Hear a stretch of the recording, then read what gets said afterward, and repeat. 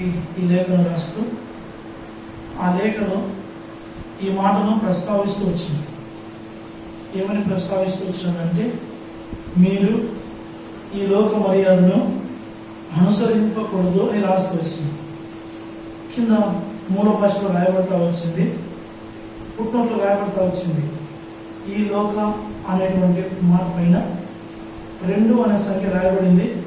కింద పుట్టినట్లో ఏమని రాయబడతా వచ్చిందంటే ఆ మాటకు అర్థము ఈ యుగ రాయబడతా వచ్చింది.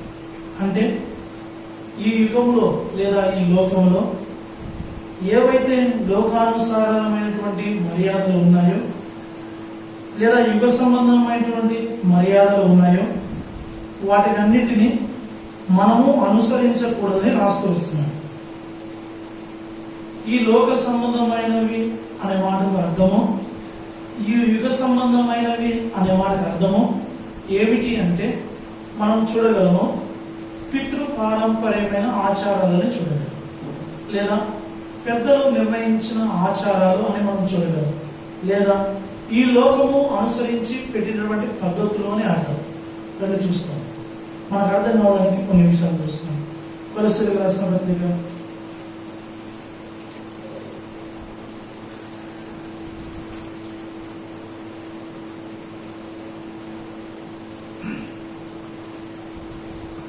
'ఈ లోక మర్యాదలు అనే మాటకు అర్థాన్ని మనం చూస్తున్నాం.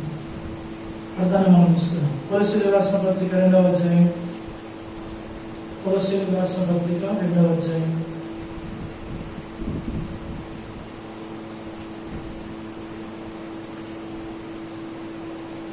20వ వచనం నుండి అందరం కలిసి చదువుతాము. 23వ వచనం వరకు, 20వ వచనం నుండి 23వ వచనం కలిసి చదువుతాం.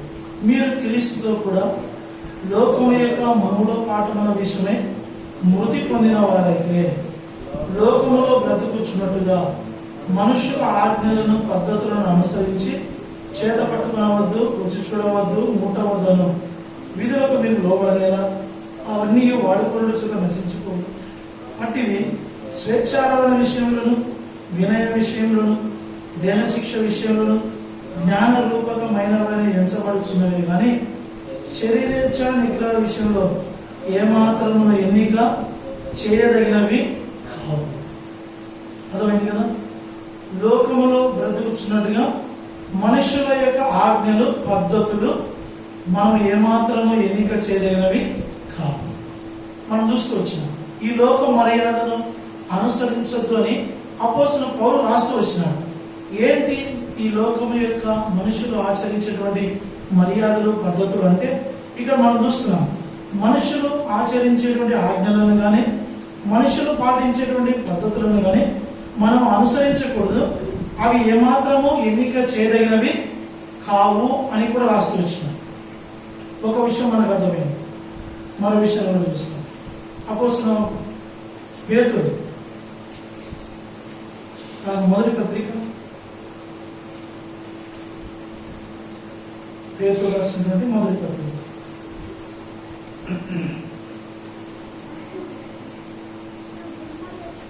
1వ అధ్యాయం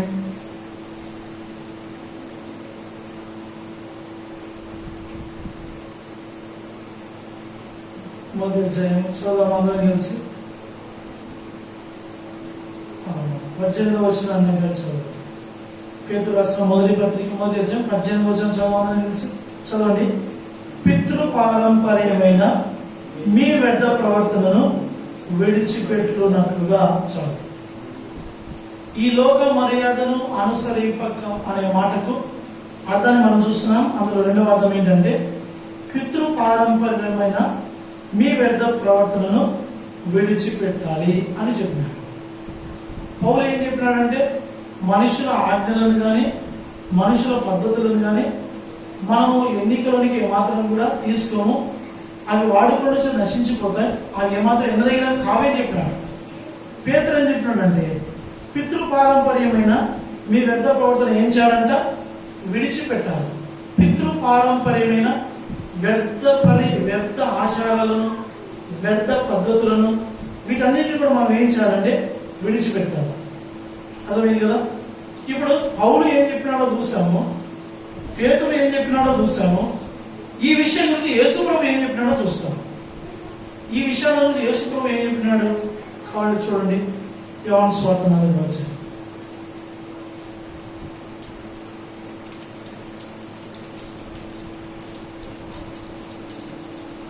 యోహాను సువార్త 4వ అధ్యాయం.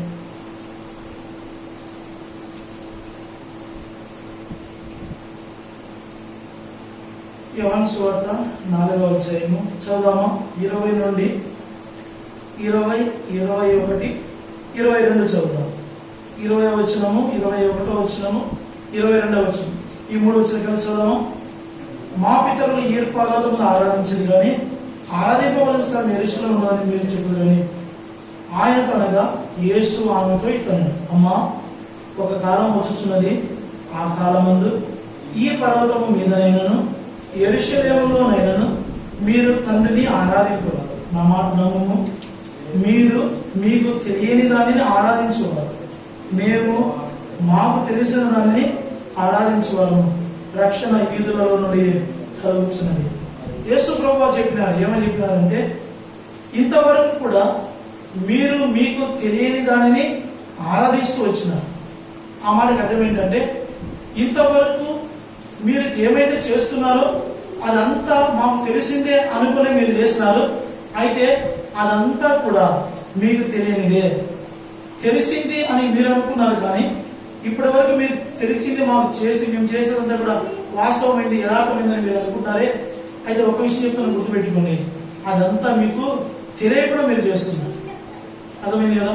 ఈ మాటకు మరొక అర్థం ఏంటంటే, ధర్మశాస్త్రంలో ఏమైతే రాయబడతా వచ్చినాయో కట్టుబాట్లు, పద్ధతులు, ఇవన్నీ కూడా ప్రభువైన యేసుక్రీస్తు ప్రభువు ద్వారా అవన్నీ కూడా సమాప్తి చేయబడినాయి.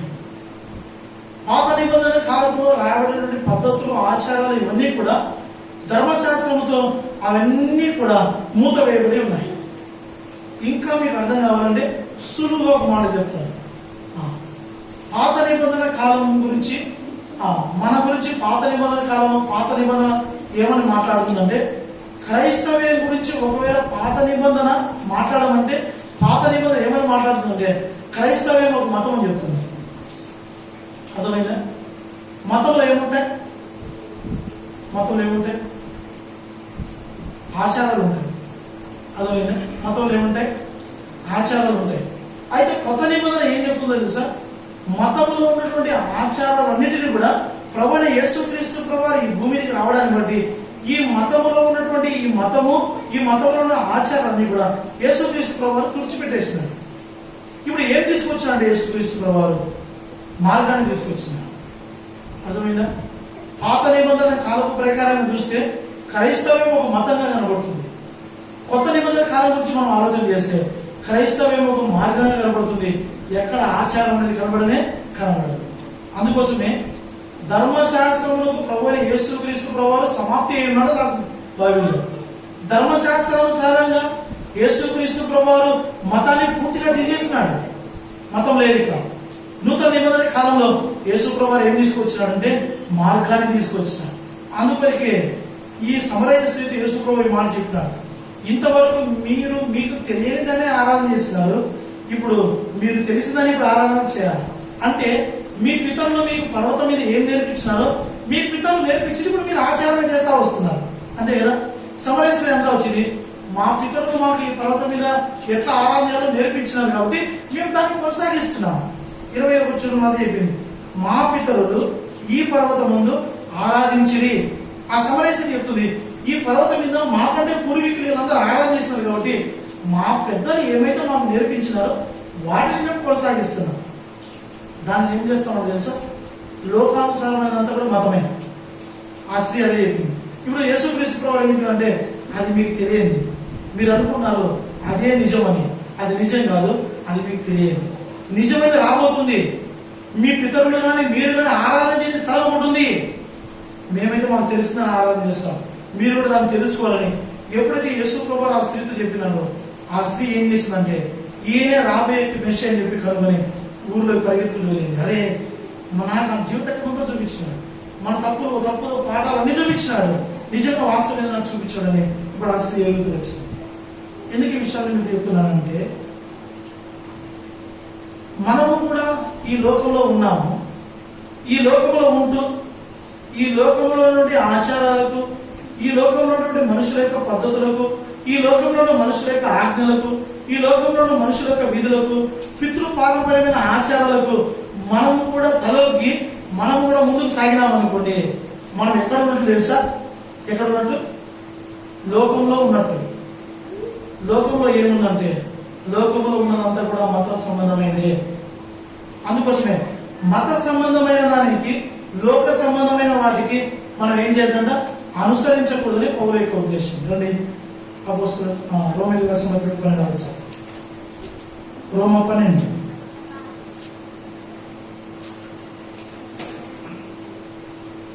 మీరు ఈ లోక మర్యాదను అనుసరించకూడదు. చివరి మాట, మీ మనస్సు మారి నూతనమవుట వలన రూపాంతరము పొందుడి. రూపాంతరము పొందుడి. ఈ లోక మర్యాదను మనం అనుసరించకుండా, ఈ లోకంలో ఉన్నటువంటి మనుషుల యొక్క ఆజ్ఞలను, ఈ లోకంలో ఉన్న యొక్క మనుషుల యొక్క పద్ధతులను, ఈ లోకంలో ఉన్న పితృపరంపరమైన ఆచారాలను మనం అనుసరించకుండా వాటిని పక్కన పెట్టి దేనినైతే వాక్యము చేయమని చెప్పిందో దానిని మనము చేసుకుంటూ వెళ్ళాలంటే మన జీవితంలో ఒక కార్యం జరగాలి. ఆ కార్యం పేరు ఏమిటంటే రూపాంతరం పొందాలి. అర్థమైందా? నన్ను చూడండి, శివనందు వాక్యం చెప్పేటప్పుడు చెప్పే వారి మీద దృష్టి ఉండాలి, చదవమన్నప్పుడు వాక్యం మీద దృష్టి ఉండాలి. అర్థమైందా? ఈ రెండు డిఫరెన్స్ తెలియకపోతే వాక్యం బయటెక్కదు. అర్థమైందా? చెప్పేటప్పుడు వినాలి, చదవమన్నప్పుడు చదవాలి. చెప్పేటప్పుడు చదివినామనుకో బోర్లోకి ఎక్కదు. ఇక్కడికి వచ్చి వేస్తే, చెప్పి వేస్తే, విని వేస్తే కాలం అంతా వృధా. అర్థమైంది కదా? అది ఒక చిన్న ట్రిక్. ఆ ట్రిక్ తెలియకుండా మనం ఏం చేస్తాడు? సాధన ట్రాప్లో పడేస్తాడు. చెప్పేటప్పుడు చదవమంటాడు, చదివేటప్పుడు వినమంటాడు. రివర్స్ చేసి మనం ఏం చేస్తాడంటే వాక్యం లోపలికి వైపున చేస్తాడు. అర్థమైందా? అది కనుక్కోవాలి.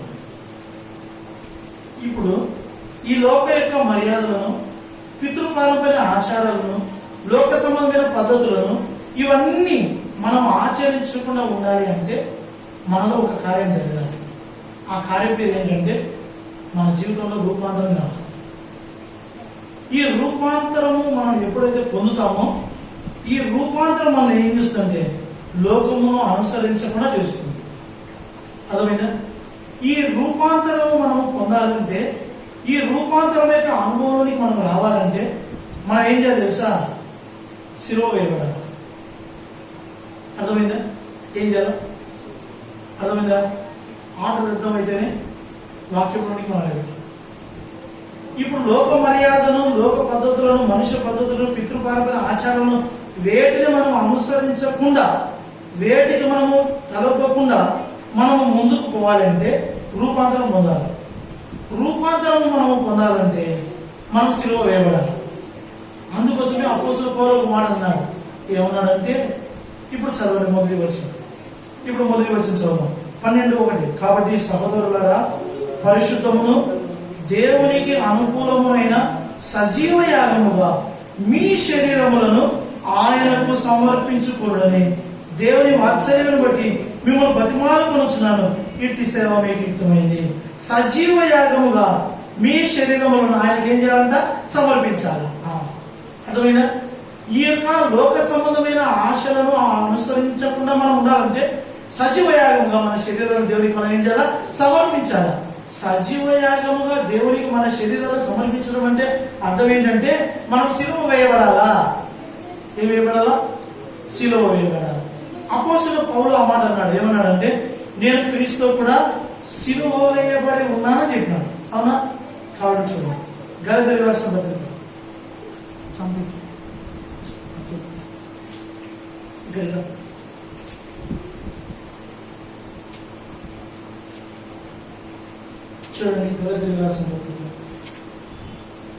గలతీయులకు రాసిన పత్రిక 2వ అధ్యాయం.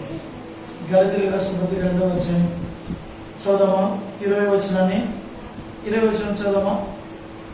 నేను క్రీస్తుతో కూడా శిలువ వేయబడి ఉన్నాను, ఇకను జీవించువాడను నేను కాను, క్రీస్తే నా యందు జీవించుచున్నాడు. నేను ఇప్పుడు శరీరమందు జీవించుచున్న జీవితము నన్ను ప్రేమించి నా కొరకు తనతో అప్పగించుకున్న దేవుని కుమారుడైందని విశ్వాసం వలన జీవించుచున్నాను.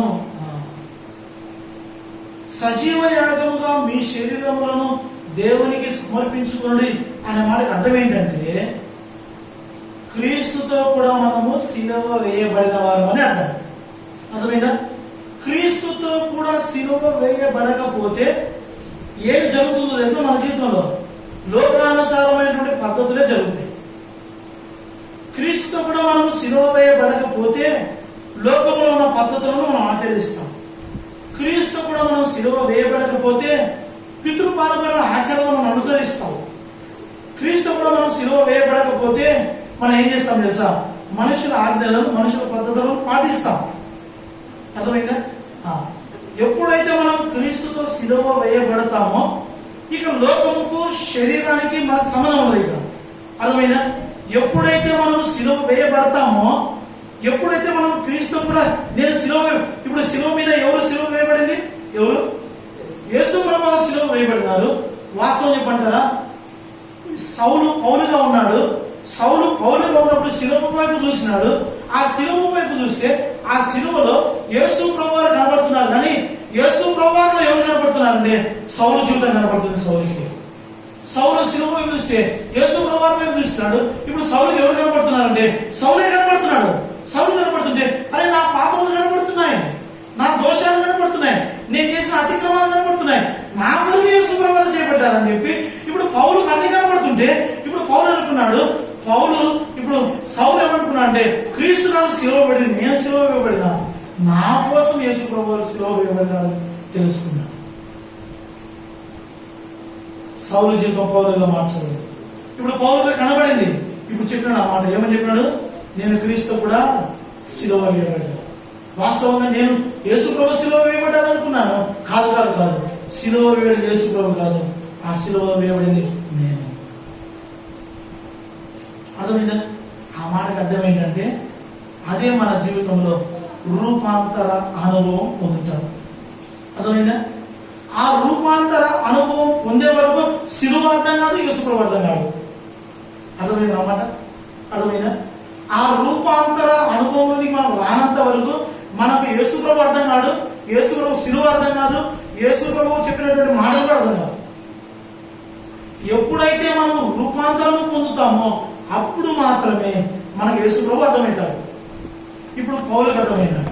ఏమని అర్థమైందంటే నేను క్రీస్తు కూడా సిలువ వేయబడినాను, ఇక జీవించబడను నేను కాదు, ఇక జీవించేది నేను కాదు.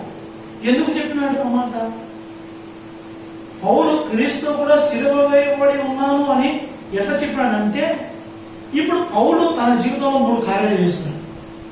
నేను క్రీస్తుతో కూడా సిలువ వేయబడినాను అని ఈ మాట పౌలు చెప్పడం వెనుక ఒక 3 కారణాలు ఉన్నాయి. ఆ 3 కారణాలు ఏం చేసినాడంటే పౌలు ఎదిగినాడు, ఆ 3 కార్యాలను సిలువ వేసినాడు. ఆ 3 కార్యాలను సిలువ వేయకుంటే అర్థమవుతుందా? ఆ 3 కార్యాలను సిలువ వేయకుంటే ఒక మనిషి రూపాంతరం పొందలేడు. అర్థమైందా? మీకు ఈ మాట అర్థం కావడానికి నేను ఒక ఉపమానం చెప్తాను.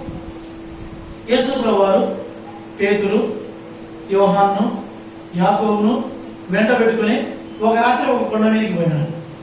ఒక కొండ మీదకి పోయి అక్కడ ప్రార్థన చేస్తా ఉన్నాడు. ప్రార్థన చేస్తా ఉన్నప్పుడు ఆ మోషే ఏరియాలో ప్రత్యక్షమైనారు మేఘంలో. మోషే ఏరియాలో ప్రత్యక్షమైనప్పుడు యేసు ప్రభువారు ప్రార్థన చేసినప్పుడు ఆ కొండ మీద ఏం పొందాడు? యేసు ప్రభువారు రూపాంతరం పొందినాడు. అర్థమైందా? రూపాంతరం పొందినాడు. రూపాంతరం పొందినప్పుడు యేసు ప్రభువారు ఎలా కనపడ్డాడు? పేతురుకు, యాకోబుకు, యోహానుకు మెరుస్తూ కనపడ్డాడు. అర్థమైందా? అప్పుడు యేసు ప్రభు వాడి దగ్గరకు వచ్చి ఒక మాట చెప్పినాడు, మీరు కూడా మెలుగుగా ఏం చేయాలా? వాళ్ళు అప్పటికి యేసు ప్రభుతోనే ఉన్నారు కదా, వాళ్ళు అప్పటికి యేసు ప్రభుతోనే ఉన్నారు, వాళ్ళు రూపాంతరం పొందినారా? పొందలేదు. అందుకు చెప్పాడు యేసు ప్రభు మనము రూపాంతరం పొందాలని మనకు మాదిరిని చూపించినాడు. ఆ రూపాంతరం కొండ మీద యేసు ప్రభు ఏం చూపించినాడంటే మనకు మాదిరిని చూపించినాడు. నేను రూపాంతరం పొందినాను, మీరు కూడా నా వల్ల ఏం చేయాలి? రూపాంతరం పొందాలా? మీరు రూపాంతరం చెందాలంటే మీరు సిలువ వేయబడాలి. అర్థమైందా? మనము కూడా రూపాంతరం యొక్క అనుభవంలోనికి రావాలంటే మనం కూడా 3 కార్యాలు చేయాలా. ఆ 3 కార్యాలను సిలువ వేయాలి. అర్థమైనా? ఆ 3 కార్యాలను సిలువ వేయనంత వరకు మనం రూపాంతరము పొందలేము, యేసు ప్రభువుని గురించి పూర్తిగా తెలుసుకోలేము, మనకు వాక్యం పూర్తిగా కూడా అర్థం కాదు. ఎప్పుడైతే ఆ 3టిని సిలువ వేస్తామో ఖచ్చితంగా మనం కూడా సిలువ వేయబడ్డామే క్రీస్తు అని చెప్పి ఇప్పుడు క్రీస్తు కొరకు జీవించే వాళ్ళం అవుతాం. మనం కూడా చెప్తాం క్రీస్తు ఆయన బ్రతుకుతున్నాడు. ఇప్పుడు చూస్తాం ఆ 3 కార్యాలను చూస్తాం. ఇదే గలతీయులకు రాసిన పత్రిక చూడండి, 5వ అధ్యాయం.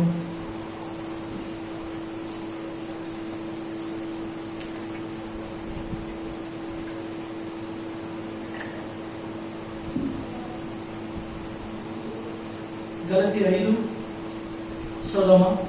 23-24 వచనం చదువుదామా? గలతీ 5:23-24 వచనం వచ్చారు. ఇట్టి వాటికి విరోధమైన నియమం ఏదీ లేదు. క్రీస్తు యేసు సంబంధులు శరీరమును దాని ఇచ్చలతోనూ దురాశలతోనూ సిలువ వేసి ఉన్నారు. ఇప్పుడు క్రీస్తు యేసు సంబంధులు ఎవరు, క్రీస్తు యేసు సంబంధులు ఎవరు కాదు అన్నది ఇప్పుడు తెలిసిపోతుంది. అవునా? అంతే కదా? క్రీస్తు యేసు సంబంధులు ఎలా ఉంటారంట? క్రీస్తు యేసు ఎలా ఉంటారు? ఇక్కడ రాసి చూడండి, క్రీస్తు యేసు సంబంధులు శరీరమును దాని ఇచ్చలతోనూ దురాశలతోనూ సిలువ వేసి ఉన్నారు. ఎవరైతే శరీరాన్ని, ఇచ్చలను, దురాశలను ఎవరైతే సిలువ వేసి ఉంటారో వాళ్ళు మాత్రమే ఎవరు? క్రీస్తు యేసు సంబంధులు. శరీరాన్ని సిలువ వేయకుండా, ఇచ్చలను సిలువ వేయకుండా, దురాశలను సిలువ వేయకుండా నేను క్రీస్తు యేసు సంబంధుడు అంటే సాధ్యమవుతుందే? సాధ్యమవుతుందే? కానే కాదు. ఎవరైతే శరీరాన్ని, ఇచ్చలను, దురాశలను సిలువ వేస్తారో వారు మాత్రమే క్రీస్తు యేసు సంబంధులు. వారు మాత్రమే రూపాంతరం పొందిన వారు. వారు మాత్రమే సజీవ యాగముగా తమ శరీరములను యేసు వారికి సమర్పించిన వారు వాళ్ళే, మిగతా ఎవరు కాదు. అందుకే అపోస్తలుడు పౌలు ఎదిగినాడు. ఏమని ఎదిగినాడు అంటే మొట్టమొదటిగా ఏం చేయాలంట? శరీరాన్ని ఏం చేయాలా? సిలువ వేయాలా. శరీరాన్ని సిలువ వేయాలి. శరీరాన్ని సిలువ వేయాలంటే ఏమేమి సిలువ వేయాలా? ఏమి సిలువ వేయమన్నాడు? ఏమి సిలువ వేయమన్నాడు? శరీరాన్నేనా? శరీరాన్ని సిలువ వేయాలంటే ఇప్పుడు ఈ శరీరాన్ని ఎందుకు సిలువ వేయాలా? ఈ శరీరాన్ని ఒకవేళ సిలువ వేయకపోతే ఏం జరుగుతుంది చూద్దామా? ఈ శరీరాన్ని ఎందుకు సిలువ వేయాలి? ఎందుకు సిలువ వేయాలంటే ఇప్పుడు చూడండి, 19వ వచనం చదువుదాం. 19వ వచనం చదువుదామా? శరీర కార్యములు స్పష్టమై ఉన్నాయి. అవేవనగా జారత్వము, అపవిత్రత, కాముకత్వము, విగ్రహారాధన, అభిచారము, ద్వేషములు, కలహము, మత్సరములు, క్రోధములు, కక్షలు, భేదములు, విమతములు, అసూయలు, మత్తతలు, అల్లరితో కూడిన ఆటపాటలు మొదలైనవి. వీటిని గురించి నేను మునుపు చెప్పిన ప్రకారము ఇటు వాటిని చేయవారు దేవుని రాజ్యమును స్వతంత్రించుకున్నారు. దేవుని రాజ్యమును ఎవరు స్వతంత్రించుకున్నారు? దేవుని పిల్లలు కాని వారు దేవుని రాజ్యాన్ని స్వతంత్రించుకోలేరు. అర్థమైందా? దేవుని రాజ్యాన్ని ఎవరు స్వతంత్రించుకోరంటే శరీర కార్యాలను చేసిన వారు దేవుని రాజ్యాన్ని స్వతంత్రించుకోలేరు. ఇప్పుడు శరీరాన్ని ఏం చేయాలి? మనము సిలువ వేయాలి. ఈ శరీరంలో నుండి ఎలాంటి కార్యాలు జరుగుతున్నాయంటే ఇక్కడ రాయబడిన ఒక లిస్ట్. ఆ లిస్ట్ లో ఎన్ని ఉన్నాయంటే 15 ఉన్నాయి. ఈ 15 కూడా శరీర కార్యాలు. అంటే శరీరమును ఆస్పదంగా చేసుకుని, శరీరాన్ని ఆధారంగా చేసుకుని ఇవన్నీ కూడా మనము దేవునికి దూరంగా చేస్తుంది. ఈ శరీరం దేవునికి మనము దూరంగా చేస్తుంది. ఇదంతా కూడా ఈ శరీరం ఏం చేస్తుంది? ఏం చేస్తుంది శరీరం? ఈ శరీరము మీకు అర్థం కావాలని ఇప్పుడు చదవండి. 16-17 వచనం చదవండి. నేను చెప్పినది ఏమనగా ఆత్మానుసారంగా నడుచుకోండి, అప్పుడు మీరు శరీరేచ్ఛను నెరవేర్చరు. శరీరమును ఆత్మకును, ఆత్మ శరీరమునకు విరోధంగా అపేక్షించును.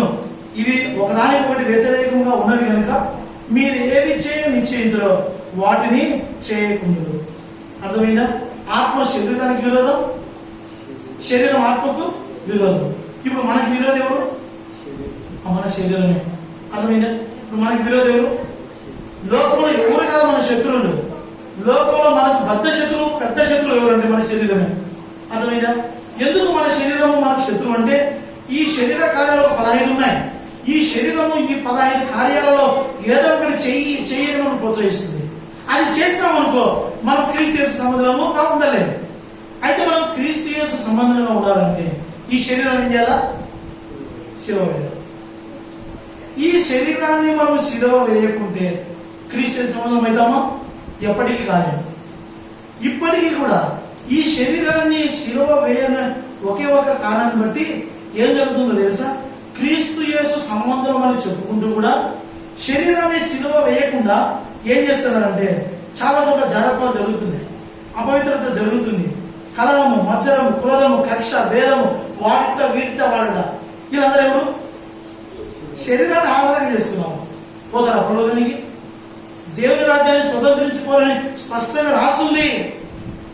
కక్షలు, భేదాలు, విమతలు, మతతలు ఇవన్నీ పెట్టుకొని నేను క్రీస్తు సంబంధం అంటే నువ్వు అనుకోవచ్చు, నువ్వు చెప్పచ్చు. అయితే వాస్తవం వాక్యం చెప్తుంది, శరీర కార్యాలు ఏవి కూడా మనలో జరగకుండా చూసుకోవాల్సిన బాధ్యత మన మీద ఉంది. ఈ శరీర కార్యాలు మనలో జరగకుండా ఉండాలంటే ఏం చేయాలంటే ఈ శరీరాన్ని సిలువ వేయాలి. అందుకే సాతానుడు చాలా తెలియపడాడు. ఏం చేశాడంటే లోకంలోనికి ఈ వాక్యం ఎక్కడైతే ప్రజలకు అర్థమవుతుందని చెప్పి శరీరాన్ని సిలువ వేయమనే మాట ఎక్కడ ప్రజలకు అర్థమైపోయి ఈ ప్రజలు ఎక్కడ నాకు దూరం అవుతారని చెప్పి సాతాను ఏం చేశాడు తెలుసా? శరీరం మీద సిలువ గుర్తు వేయించే స్టార్ట్ చేసినాడు. ఏం చేసినాడు? చాలా మంది ఏం చేశారు? మెడలో సిలువ, చేతి మీద సిలువ, ఇంకా గుండె మీద సిలువ, ఇంకెక్కడ ఇక్కడ ఒక సిలువ. ఇంకా ఏం చేశాడు? ఏమైనా చర్చికి పోతామంటే ఏందన్నా ఇక్కడ గుండె మీద కూడా నాకు ఒకరు చూపించాడు. ఒకరు ఊరికి పోతే చర్చికి రావచ్చు బ్రదర్, ఏంది ఈరోజు పండగ కదా, యేసుప్రభు మన గుడికి రాని కదా. నేను క్రైస్తవునేనా, చూడు గుండె మీద వేసుకున్న సిలువ అన్నాడు. అర్థమైందా? యేసుప్రభు సిలువ వేయమన్నాడు. శరీరాన్ని సిలువ వేయమంటే ఇప్పుడు సాతాను ఏం చేసినాడంటే శరీరం మీద సిలువ వేసుకోమని చెప్పినాడు. రెండో ఒకటేనా? అర్థమైందా? వాక్యాన్ని సాతాను చిన్నగా ఒకీకరించి అది ప్రజలకు అర్థం కాకుండా చేసినాడు. అందుకే మనం ఏం చేయాలంటే శరీరం మీద కాదు సిలువ వేసుకోవాల్సింది, శరీరాన్ని సిలువ వేయాలి. అర్థమైందా? ఈ శరీరము నిన్ను ఏం చేస్తుందంటే ఈ 15 ఈ లిస్టులో ఉన్న ఈ 15 కార్యాలలో ఖచ్చితంగా ఏదో ఒక దాని చేత నిన్ను చిక్కించుకునే ప్రయత్నం చేస్తుంది. అర్థమైందా? అందుకే ఏం చేయాలంటే ఈ శరీరాన్ని ముందుగా సిలువ వేయాలి. శరీరాన్ని సిలువ వేసామనుకో ఈ శరీర సుఖం నీకు అవసరం లేదు. ఎందుకంటే ఈ శరీరము నీ మీద ఆధిపత్యం జనాయించింది, నీ ఆత్మ పనిచేస్తుంది. ఒకవేళ శరీరము మనలో పనిచేస్తూ ఉంటే దేవుని యొక్క ఆత్మ మనలో పనిచేయదు. ఎందుకు తెలుసా? ఈ ఇద్దరు విరోధులు, లోపల ఉన్న ఆత్మ, పైన ఉన్న శరీరం ఒకదానికోటి ఏమైంది? వ్యతిరేక. అందుకోసమే మొట్టమొదటిగా పౌలు ఏం చెప్పాడంటే మీరు లోక మర్యాదను అనుసరించకుండా ఉండాలంటే మొట్టమొదటిగా మీరు శరీరాన్ని సిలువ వేయాలి. శరీరాన్ని సిలువ వేస్తే రెండవది మన జీవితంలో ఏం జరుగుతుందో తెలుసా? చూడండి, మరోసారి చదువు. క్రీస్తు యేసు సంబంధులు శరీరమును దాని ఇచ్చలతోనూ దురాశలతోనూ ఏం చేస్తున్నారు? సిలువ వేస్తున్నారు. శరీరాన్ని ఎప్పుడైతే మనం సిలువ వేస్తామో మనలో శరీరం యొక్క ఇచ్చ పనిచేయదు. అర్థమైనా? శరీరం యొక్క ఇచ్చ అంటే ఇష్టం, కోరిక. అర్థమైందా? ఇచ్చ అంటే కోరిక. ఎప్పుడైతే ఈ శరీరాన్ని మనం సిలువ వేస్తామో ఈ శరీరం ఏం చేస్తుంది? కొన్ని కోరికలు కోరుతుంది. ఈ కోరికలను మనము ఇక నెరవేర్చడానికి ఇస్తున్నాం. అవి శరీరం యొక్క కోరికలు. కాబట్టి శరీరం యొక్క కోరికలు ఎలా ఉంటాయంటే చాలా సుఖంతో ఉంటాయి. అల్పకాల పాప భోగము అంటారు దాన్ని. ఏమంటారు బైబిల్ భాషలో? అల్పకాల పాప భోగం. మోషే అన్నాడు. మోషే ఏమన్నాడంటే ఐగుప్తులో ఉండి అల్పకాల పాప భోగము అనుభవించడం కంటే నా ప్రజలతో ఉండి శ్రమ అనుభవించడం నాకు మేలు. చంపున్నాను.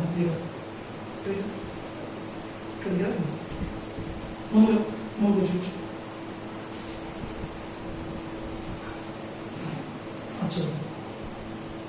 ఏమన్నాడు మోషే? ఐగుప్తులో ఉండి అల్పకాల పాప భోగం. అర్థమైనా? ఈ శరీరంతో మనం ఏం చేయాలనుకుంటామంటే అల్పకాల పాప భోగాన్ని చేయాలనుకుంటాడు. శరీరం అది కోరుతుంది. ఈ శరీరం సుఖం కోరుతుంది. ఈ శరీరం కోరికలను కోరుతాడు.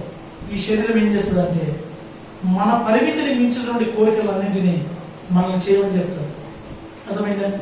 చాలా మంది ఈ కోరికలను నియంత్రించుకోలేక, ఈ ఇష్టాలను నియంత్రించుకోలేక, ఈ శరీరము చెప్పిన దాన్ని చేసుకుంటా పోయి చాలా తిప్పలు పడుతున్నారు. ఎందుకో తెలుసా? వాళ్ళు శరీరాన్ని సిలువ వేయలేదు కాబట్టి. శరీరాన్ని సిలువ వేస్తే ఈ లోకంలో ఉన్నటువంటి ట్రెండీస్, పద్ధతులు, ఆచారాలు ఇవేవి కూడా మనం చేయడానికి ఇష్టపడాలి. అందుకోసమే ప్రాముఖ్యంగా మనం మొట్టమొదటిగా ఏమి సిలువ వేయాలంటే, శరీరాన్ని ఎప్పుడైతే సిలువ వేస్తామో, రెండవది శరీరం యొక్క కోరిక కూడా సిలువ వేయబడుతుంది. శరీరం యొక్క ఇష్టం కూడా సిలువ వేయబడుతుంది. శరీరాన్ని సిలువ వేయకుండా కోరికలను నియంత్రించుకోవాలా, ఇష్టాలను నియంత్రించుకోవాలంటే అది జరగని పని, అది కుదరదు, అది అసాధ్యంగా. అందుకోసమే ఈరోజు చాలా మంది చర్చిలకు వస్తూ కూడా, చాలా మంది కూడా ఆరాధన చేస్తూ కూడా, బైబిల్ చదువుతూ కూడా చాలా మంది కోరికలను, ఈ ఇష్టాలను వాళ్ళు నియంత్రించుకోవడం కష్టం అవుతుంది. చాలా చోట్లకి నేను వెళ్తుంటాను కాబట్టి చాలా చోట్ల చాలా మంది చాలా రకాల ప్రశ్నలు అడుగుతారు. మేము కొన్ని ఇష్టాలను నెరవేర్చుకోకుండా ఉండలేకపోతున్నాం, వాటిని నియంత్రించుకోవాలంటే, వాటిని మా అదుపులోకి తెచ్చుకోవాలంటే మేమేం చేయాలో మాకు ఏమైనా చెప్పగలరా అన్నప్పుడు నేను ఎప్పుడో చెప్తాను. ఏం చేస్తానంటే, శరీరాన్ని సిలువ వేయండి. శరీరాన్ని సిలువ వేయకుండా మన ఇష్టాలను, ఇచ్ఛలను, కోరికలను మన సిలువ వేయలేదు. ఇది రెండవ సంగతి. మొట్టమొదటిగా ఏమి సిలువ వేయాలా? శరీరాన్ని సిలువ వేయాలి. రెండవదిగా ఏమి సిలువ వేయాలా? ఇచ్ఛలను సిలువ వేయాలి. మూడవది ఏమి సిలువ వేయాలా? దురాశలను సిలువ వేయాలి. దురాశ. శరీరాన్ని సిలువ వేయకపోతే మనలో కోరిక పుట్టి లేదా ఇష్టము పుట్టి, ఆ ఇష్టం ఏం చేస్తుంటే దురాశలోనే తీసుకుపోతుంది. ఎక్కడ తీసుకుపోతుంది? దురాశలను తీసుకుపోతుంది. మన దగ్గర కొంచెమే ఉంటుంది సామర్థ్యం. ఏదైనా ఒక ఫెస్టివల్ చేసుకోవాలన్నా, ఏదైనా ఒక ఫంక్షన్ చేసుకోవాలన్నా మన కాడ సామర్థ్యం కొంచెమే ఉంటుంది. కానీ మన దగ్గర సామర్థ్యం కొంచెమే మనకు తెలిసినప్పటికీ కూడా మన లోపల ఉన్న దురాశ మనం ఏం చేస్తుంది? ఆ ఫంక్షన్కి ఎవరైనా మనం ఇన్వైట్ చేస్తాం కాబట్టి వచ్చే వాళ్ళను మనం దృష్టిలో పెట్టుకుని, వచ్చే వాళ్ళు ఏమనుకుంటారో, వచ్చే వాళ్ళు నన్నేమో తప్పుగా చూస్తారేమో, వచ్చే వాళ్ళు ఏమైనా నా స్థాయిని తగ్గిస్తారేమో, వచ్చే వాళ్ళు ఏమైనా ఒకవేళ వీళ్ళకి సరిగా లేదేమో అని అనుకుంటారేమో అని చెప్పి ఏం చేస్తాం? మన దగ్గర సామర్థ్యం కొంచెమేందో మనకు తెలిసినప్పటికీ కూడా మన సామర్థ్యాన్ని మనం పక్కన పెట్టి ఆ సామర్థ్యానికి మించి మనం అప్పులు చేస్తాం. ఏం చేస్తాం? చేయమా? ఏంటిది అది? దురాశ. అర్థమైందా? సామర్థ్యానికి మించి మనం ఆలోచించిన అంత కూడా దురాశ. అందుకే ఏదైనా తోటను దేవుడు కలుగజేసినాడు. ఏదైనా తోట మొత్తం ఆదాము వాళ్ళకి ఇచ్చినాడు. ఏదైనా తోటలో ఆదాము హవ్వలకు దేవుడు అప్పగించండి ఒకే ఒక చెట్టు. ఆ చెట్టు యొక్క వృక్ష ఫలం. అర్థమైందా? ఏదైనా తోటలో సమస్తం ఉన్నాయి, సమస్తం ఇచ్చేసాం మీకే అని చెప్పి మీరే ఏలండి, మీరే అధికారం చెప్పినాడు. ఒక చెట్టు ఫలం మాత్రం ఇవ్వాలి. ఇప్పుడు అన్ని కలిగి ఉన్నటువంటి ఈ మానవునికి ఏం కావాలనిపించింది? ఆ పండు ఒకటి తింటే బాగుంటుంది కదా అనిపించింది. ఆశన, దురాశ. ఆశన, దురాశ. చెప్పండి, ఇది ఆశన, దురాశ.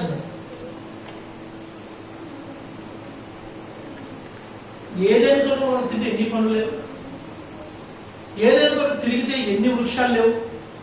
అన్ని విడిచిపెట్టి దేవుడు ఏదైతే వద్దని చెప్పినాడో అదే కాదు.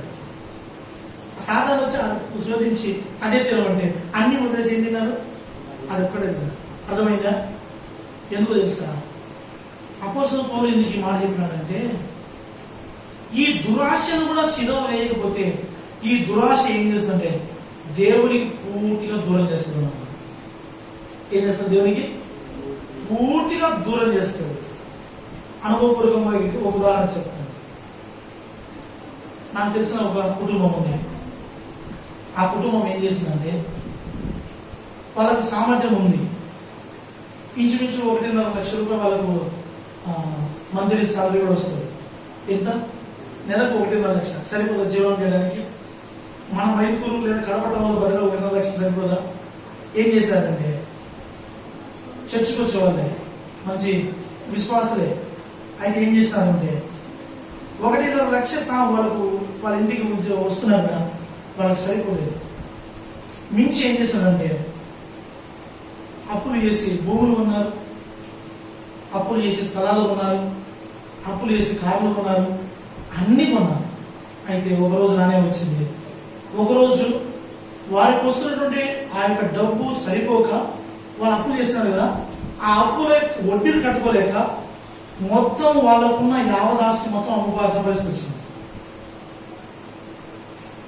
అర్థమైందా? ఇప్పుడు అసలు పోయింది, కొసలు కూడా పోయింది. అది లేదు, ఇది లేదు. కారణం ఏమి?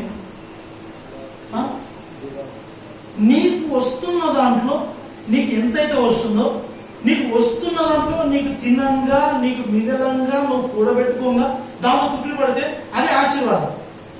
అర్థమైందా? అది దేవుని చేతులు పెట్టాలి. అది దేవుని చేతులు పెడితే దేవుడు ఆశీర్వదిస్తాడు. అందుకే బైబిల్ ఒక మాట ఉంది, నరుల యొక్క కష్టార్జితము చేత ఆ ఐశ్వర్యము ఎక్కువ కాదు, అయితే యెహోవా ఆశీర్వాదము ఏం చేస్తాడ? ఐశ్వర్యం ఇస్తాడు. నువ్వు ఎంత కష్టపడతావో, నువ్వు కష్టపడినా ఆ కష్టం ఎప్పుడు కూడా ఎక్కువగానే కాదు, అంటే అది ఆశీర్వాదానికి రాదు. ఎప్పుడైతే నువ్వు యెహోవా ఆశీర్వాదం కిందకి వస్తావో, యెహోవా యొక్క ఆశీర్వాదం కిందకి వచ్చినావంటే అది నీకు ఐశ్వర్యాన్ని ఇస్తుంది. అర్థమైందా? ఈ దురాశ ఏం చేస్తుందంటే దేవుని యొక్క అధికారం కిందకి రాకుండా చేస్తుంది. ఈ మాట గురించి చెప్పడం కారణం ఏంటంటే దేవుని యొక్క అధికారం కిందకి మనం రాకుండా ఈ దురాశ మనం అడుగుతుంది. అర్థమైందా? అందుకే ఏం చేయాలండి, ఈ దురాశను ఏం చేయాలా? సిలువ వేయాలి. ఈ దురాశను సిలువ వేయకుంటే మనం ఎప్పుడెప్పుడు ఐశ్వర్యంలోనికి రాలేము, రాము కూడా. అర్థమైందా? అందుకే అపోస్తలుడు పౌలు ఏమన్నాడు? నేను క్రీస్తుతో కూడా సిలువ వేయబడి ఉన్నాను అని ఎట్లా చెప్పింటాడు తెలుసా? అపోస్తలుడు పౌలు ఏం సిలువ వేసినాడు? శరీరాన్ని సిలువ వేసినాడు, ఇచ్చలను సిలువ వేసినాడు, దురాశను కూడా సిలువ వేసినాడు. అప్పుడు చెప్పాడు ఈ మాట, నేను క్రీస్తు కూడా సిలువ వేయబడి.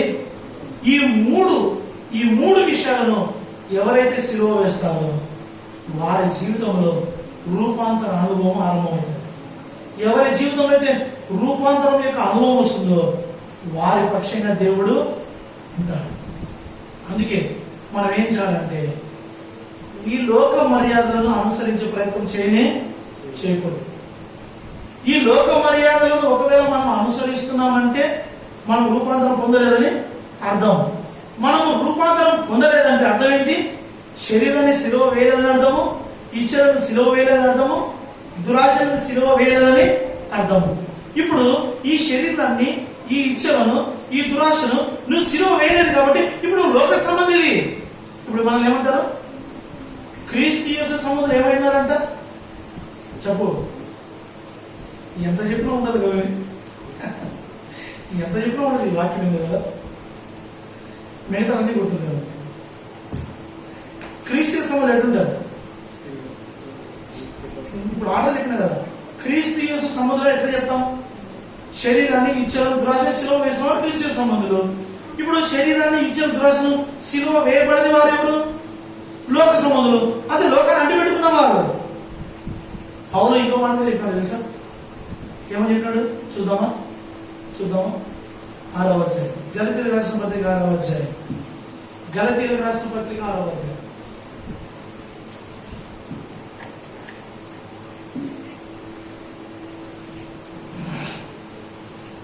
గలతీయులకు రాసిన పత్రిక 6వ అధ్యాయం చదువుదామా? 14వ వచనం చదువుదామా?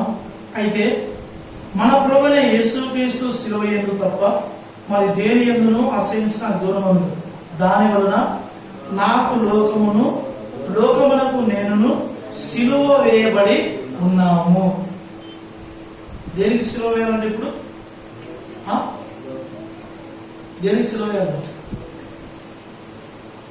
ఈ లోక మర్యాదను అనుసరింపకూడదు అని చెప్పినాడే. ఎందుకు చెప్పినాడు తెలుసా? ఎందుకు చెప్పినాడు? లోకమునకు సిలువ వేయబడ్డాడు కాబట్టి.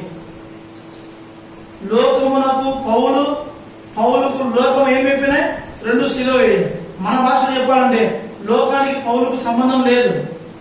పౌలుకు లోకానికి ఎటువంటి సంబంధం లేదు, లోకంకు పౌలుకు ఎటువంటి సంబంధము లేదు. ఇప్పుడు చెప్పండి, మనం నిజంగా పౌలు రాసినటువంటి ఈ మాటలను అనుసరిస్తే మనము కూడా ఏం చెప్పాలి? ఇప్పుడు నేను లోకములకు నేను సిలువ వేయబడిన మనం చెప్పాలా? అర్థమైందా? ఇప్పుడు నువ్వు లోకానికి సిలువ వేయబడి ఉంటే, లోకము నీకు సిలువ వేయబడి ఉంటే, నువ్వు లోక పద్ధతులను అనుసరించావు. ఇప్పుడు లోక పద్ధతులను అనుసరిస్తావు అంటే కారణం ఏంటి? లోకానికి మనం సిలువ వేయలేదు అర్థం అంటే లోకంతో నీకు సంబంధం ఉందని అర్థం. ఏంది? అర్థమైందా? అందుకే చాలా వాటికి నేను దూరం, చాలా వాటి జోలికి నేను వెళ్ళను. అర్థమైందా? నిన్న నన్ను ఒక మీటింగ్ పిలిచినారు గోప్యంగా, ఎవరికి తెలియకుండా ఒకసారి మీటింగ్ పిలిచినారు. అది దేవస్వం గుడిక. ఏం గుడిక? మా మందిరానికి వచ్చేవారు మొన్న లెసన్స్ అని దేవస్వం గుడిక చేసినారు. వాళ్ళు నాకేమని చెప్పినారంటే జ్ఞాపకార్థ కొడుకు వస్తావా అన్నారు. నాకు తెలీదు. చనిపోయినప్పుడే లోక సంబంధమైన పద్ధతి ఆచారాలతో పారేసినోళ్ళు 11వ రోజే మీటింగ్ పెట్టి ఏం చేస్తారో నాకు తెలీదు. నన్ను గోప్యంగా పిలిచినారు. ఏమని చెప్పినారంటే ఒకసారి పిలిచి నువ్వు ఊరికి 10 నిమిషాలు వచ్చిపోతే కూడా ఒక 2 నిమిషాలు వాక్యం చెప్పిపోతే చాలా అన్నారు. ఏం చేస్తారు నాకు తెలీదా? ఆడికి పోయినారు మా వాళ్ళందరూ పాపం. ఆడికి పోతే ముందు వీళ్ళని ఏమన్నారు తెలుసా? కొంచెం సేపు మీరు ఉండండి అని చెప్పి వాళ్ళు చేయాల్సిన పద్ధతులను చేశారు. ఇంటికనే గుండు పట్టించుకున్నారు, మీసాలు ఒరిగించుకున్నారు, వాళ్ళ అమ్మకి తెల్లబట్టలు పెట్టినారు, గాజులు ఒరిగినారు, పూలు పెట్టినారు, అన్ని చేశారు. ఇవన్నీ ఎవరు చేస్తారు? ఇవన్నీ ఇప్పుడు లోకములకు వీళ్ళకి సిలువ వేయబడినారా? లోకములకు నువ్వు సిలువ వేయబడి ఉంటే, నువ్వు లోకములకు సిలువ వేయబడి ఉంటే